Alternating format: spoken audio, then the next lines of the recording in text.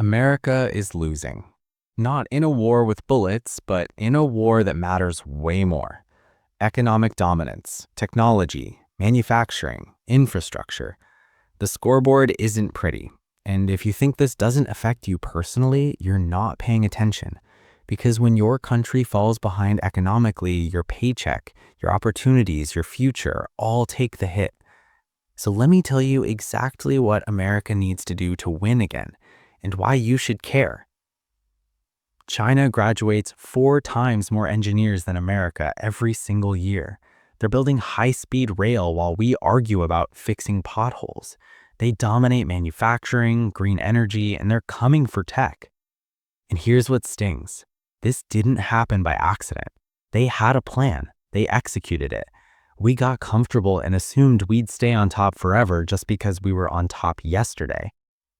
But here's the thing about competition. The moment you stop trying to get better is the moment someone hungrier passes you.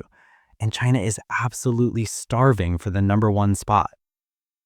First thing America needs to do is stop pretending our education system is fine. It's not fine. We're producing kids who can't do basic math while China is producing engineers and scientists like it's a national emergency, because for them it is. We need to make STEM education a priority, not an option. We need to pay teachers like we actually value them. We need to stop treating education like daycare and start treating it like the foundation of economic power, because that's what it is. You can't compete in advanced manufacturing, AI, quantum computing, biotech with a population that doesn't understand science and math. And here's the personal part. If America doesn't produce enough skilled workers, those jobs go somewhere else. Your kids won't have opportunities. The good-paying jobs will be in other countries. This isn't abstract. This is your family's future. Second, we need to bring manufacturing back. And I'm not talking about it politically. I'm talking about it economically. We outsourced everything to save a few bucks, and now we can't even make basic things without depending on countries that don't like us very much. That's not just stupid, that's dangerous. We need tax incentives for companies that manufacture here. We need to invest in automation so we can compete on cost. We need to accept that making things matters. A service economy sounds nice until you realize you can't defend yourself, can't innovate, can't control your own supply chains if you don't actually make anything. And personally, manufacturing jobs built the American middle class. Real jobs, good wages. We gave those away and wonder why communities are struggling. Third, we need to build infrastructure like China does. And I don't mean talk about it, I mean actually do it. High-speed rail, upgraded electrical grids, fiber internet everywhere, ports that can actually compete, airports that don't look like they're from 1975. China builds a subway system in the time it takes us to approve the environmental impact study. We've gotten so caught up in process that we forgot about results.